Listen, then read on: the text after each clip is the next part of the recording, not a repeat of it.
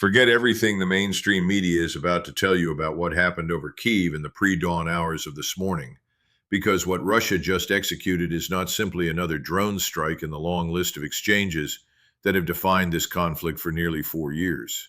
What unfolded between 01:30 and 04:40 local time represents the single largest coordinated unmanned aerial systems operation in the history of modern warfare.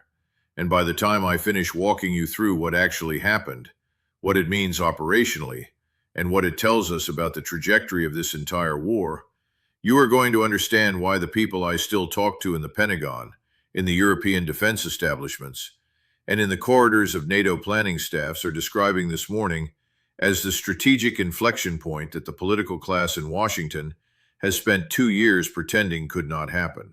810 Shahed and Garan-class drones, 40 cruise missiles, 12 Kinzhal hypersonic systems, all of it concentrated against a single metropolitan target across a 3-hour operational window that overwhelmed every layer of the Ukrainian air defense architecture and produced kinetic effects across the city that are still being assessed by emergency services as I record this. Borispil International Airport is closed. Giuliani is closed.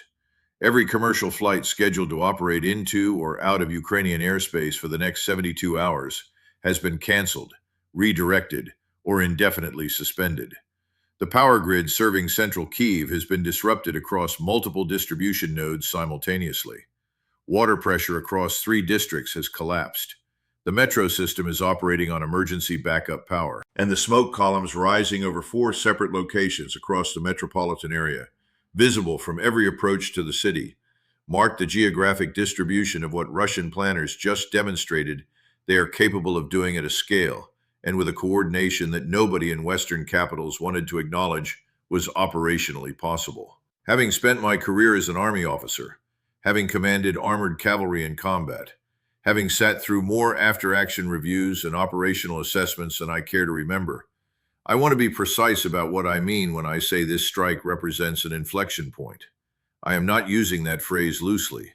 I am not using it for dramatic effect. I am using it because what Russia demonstrated last night is the operational maturity of a doctrine that the United States Army does not currently possess, that NATO doctrine is not currently structured to defeat, and that the Ukrainian armed forces, despite 3.5 years of intensive Western support, and the largest infusion of military aid in the history of post-Cold War assistance programs, cannot effectively counter. Sit with that for a moment, because the implications of that statement extend far beyond a single night of strikes against a single city. Let me walk you through what actually happened, because the press is going to give you the casualty figures and the property damage assessments and the diplomatic reactions, and they are going to miss almost everything that actually matters about this operation. The strike package began arriving over Ukrainian airspace at approximately 01:30 local time, with the initial wave consisting of Shahed and Garan-class loitering munitions, launched from multiple firing positions across the Russian Western Military District and Belarusian territory. Those drones did not arrive as a single mass. They arrived in coordinated subwaves designed specifically to overwhelm the engagement capacity of Ukrainian point defense systems, while drawing attention away from the higher value strike assets that would follow. This is the part that the cable news commentators are not equipped to explain. The Shahed drones in this operation were not the strike package. The Shahed drones were the saturation element. Their operational purpose was to occupy every engagement loop in every Ukrainian air defense battery across the Kyiv defensive perimeter, to deplete interceptor magazines, to overwhelm radar tracking capacity, and to create the engagement environment in which the cruise missile and hypersonic weapon arrivals could penetrate to their intended targets with significantly reduced defensive interference. For those of you who did not spend decades thinking about air defense problems, let me translate what that means. Russia treated 810 drones that cost somewhere between $30,000 and $50,000 apiece to produce, as expendable enablers for a follow-on strike package consisting of higher value precision weapons. The economics of that decision should alarm every air defense planner in the Western Alliance, because here is what the mathematics of this engagement actually look like. Every Patriot interceptor fired against a Shahed cost somewhere between $3 and $4 million. Every NASAMS interceptor costs significantly more than the drone it engages. Every Iris-T round, every Crotal round, every Gepard cannon burst, all of it represents defensive expenditure measured in orders of magnitude greater than the offensive cost of the threat. And Russia just demonstrated that it can field 810 drones in a single operational night. The Ukrainian air defense system, supplied by Western donations of finite interceptor inventories that take years to produce, and that the United States and European defense industrial base cannot currently replace at the rate they are being consumed, cannot win that exchange. Nobody can win that exchange. The exchange itself is the strategic message. But if you thought the saturation element was alarming, stay with me, because what came next is where the operational picture becomes genuinely concerning to anyone who understands modern strike doctrine. The cruise missile component of the strike package, the 40 KH-101 and Caliber class weapons that arrived during the second hour of the operation, were routed across multiple ingress corridors at low altitude using terrain masking specifically designed to defeat the Ukrainian early warning architecture. Those routes were not random. Those routes were the product of detailed intelligence preparation of the battle space. Russian planners knew where every Ukrainian radar was positioned. They knew the coverage gaps. They knew the engagement envelopes of every defensive system protecting Kyiv. And they routed their cruise missile package to exploit every one of those vulnerabilities simultaneously. And then came the Kinzhals, 12 hypersonic weapons released from airborne platforms operating from Russian airspace, transiting Ukrainian air defense engagement zones at speeds and trajectories that even the most capable Patriot configurations in current Ukrainian inventory can engage only under specific geometric conditions that Russian planners deliberately work to avoid. Some of those Kinzhals were intercepted. The Ukrainian air defense system did engage, and the engagement teams operating those batteries fought their fight with the professionalism that any combat soldier would recognize and respect. But intercepting some is not intercepting all. And in a strike package where the strategic objective is to demonstrate that defensive saturation can be achieved against any target the attacker chooses to designate, intercepting some while others penetrate to their targets is not a defensive victory. It is the confirmation that the defense has been broken. Now here is where the analysis becomes critical, and I want you to stay with me because this is the part that defines everything that comes next. The targeting package that Russian planners executed last night was not random. The strikes were not concentrated against military command infrastructure alone. They were not concentrated against government buildings alone. They were not concentrated against energy infrastructure alone. The targeting package distributed kinetic effects across 4 specific categories of infrastructure simultaneously. Energy distribution nodes feeding central Kyiv, transportation infrastructure including both civilian airports, water and sanitation infrastructure across multiple districts, and command and control nodes associated with the Ukrainian military and security establishment. That distribution is not the work of an adversary lashing out in frustration. That is the targeting signature of a planning process that understands exactly what it wants to produce and exactly how the components of urban infrastructure interact to produce cascade effects across the broader functionality of the city. You take down the energy grid and the water pumping stations lose their power supply, and the metro loses its traction power, and the hospitals shift to backup generation, and the traffic control systems collapse. You strike the airports and the consular evacuation routes close, and the diplomatic shuttle traffic stops, and the medical evacuation flights that have been moving critically wounded personnel to Western European treatment facilities lose their primary departure infrastructure. You hit the water infrastructure and the firefighting capacity of the emergency services degrades at precisely the moment when fire suppression demand from the energy strikes is at its peak.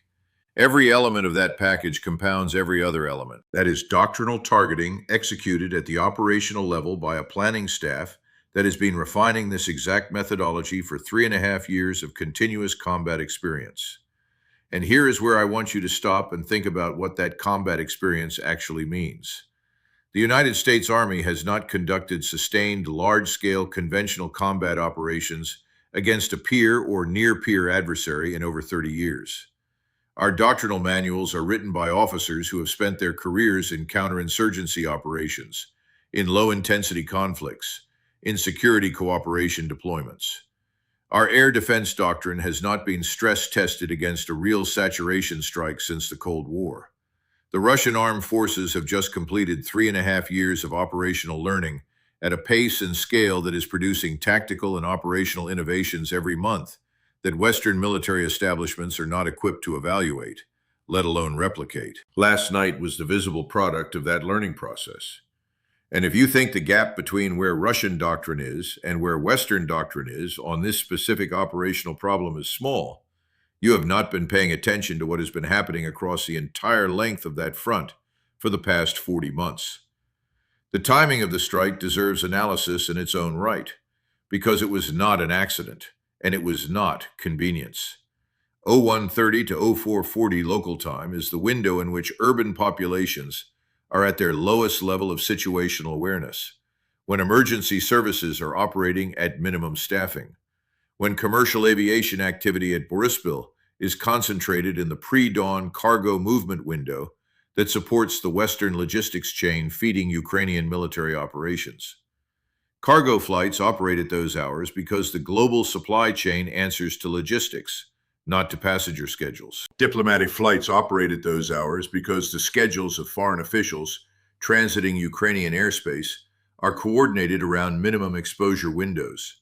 And the inbound logistics flights that have been sustaining the resupply of Patriot interceptor inventory, the air defense components, the precision munitions, and the electronic warfare hardware that Western donors have been delivering to keep the Ukrainian military in the field, those flights have been operating specifically in the pre-dawn hours because the threat environment over Ukrainian airspace makes daylight operations into Boryspil and Giuliani an unacceptable risk to crew and cargo. At 0130 this morning, the airports were active. Aircraft were on the ground in various stages of loading and unloading. Ground crews were working. Air traffic control was managing arrivals and departures.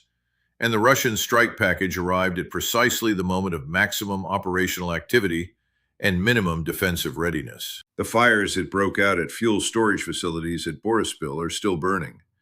Aviation fuel at the scale stored at an international airport's primary fuel infrastructure burns at temperatures that standard municipal fire suppression cannot effectively engage. Those fires will burn until the fuel is consumed, or until specialist firefighting resources can be brought forward. And those specialist resources are currently committed to fires at 3 other locations across the metropolitan area. I want you to understand what this does to a population because the press is going to focus on physical damage assessments and casualty figures, and they are going to miss the most important consequence of what just happened. 810 drones in a single night, 40 cruise missiles, 12 hypersonic weapons, a coordinated 3-hour assault that closed both airports, disrupted power and water across the capital, and demonstrated to every resident of Kyiv that the defensive umbrella that has protected the city through 3.5 years of war can be saturated at a scale that produces effects across the entire metropolitan area simultaneously. The psychological dimension of that demonstration is not something that will show up in any official damage assessment, but it is arguably the most consequential effect of the entire operation. Civilian populations can endure extraordinary deprivation. They can endure sustained bombardment. They can endure infrastructure failures, evacuation orders, the closure of schools, the disruption of commercial life, the breakdown of normal patterns of daily existence. What they cannot easily endure is the moment when they recognize that the defensive architecture they have trusted to keep the largest scale strikes away from their immediate environment has been demonstrably overwhelmed. That recognition produces a shift in civilian behavior that is not reversible by official reassurance, by political statements, by the resumption of normal services. The flight cancellations, the consular advisories, the diplomatic personnel reductions that are going to follow over the next 72 hours represent the institutional response to that shift. The decisions that individual Kyiv residents are making this morning about whether to stay or whether to leave represent the human response to that shift. And both of those responses compound each other in ways that the political leadership in Kyiv is going to find increasingly difficult to manage. You think you have heard the worst of it. You have not. Because the strike against Kyiv this morning is simultaneously detonating a logistics crisis across the entire Western support architecture, a diplomatic crisis across every NATO capital that has personnel stationed in Ukraine, and an industrial base crisis across every Western defense manufacturer whose products are being consumed at rates that none of them were built to sustain. Let me take those in order. The logistics crisis is the most operationally immediate. Borispil and Giuliani are not just civilian airports.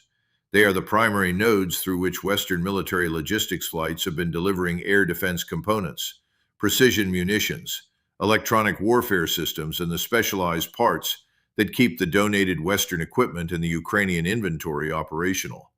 The closure of those airports for any extended period means that the resupply chain shifts to alternative entry points, primarily ground transit through Poland and Romania. Those alternatives are slower, they are more vulnerable to interdiction, they cannot move the same volume of high priority cargo on the same timeline, and every day that Borispil remains closed is a day that the resupply deficit for an already strained Ukrainian air defense system grows larger.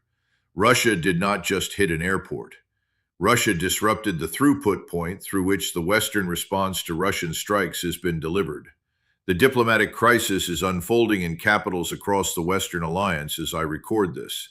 The United States, the United Kingdom, France, Germany, Italy, Canada, Australia, and Japan all maintain significant diplomatic and military advisory presences in Kyiv. The strike against the capital, at this scale, in this configuration, fundamentally changes the risk calculation that those governments have been operating under. Embassy personnel reductions are being discussed. Military advisor withdrawals are being assessed. The diplomatic shuttle traffic that has been the visible face of Western political support is going to be scaled back significantly, and the optics of that scaling back are going to send a message to Moscow and to every other capital watching this conflict about the credibility of Western commitment that no amount of public statements can offset.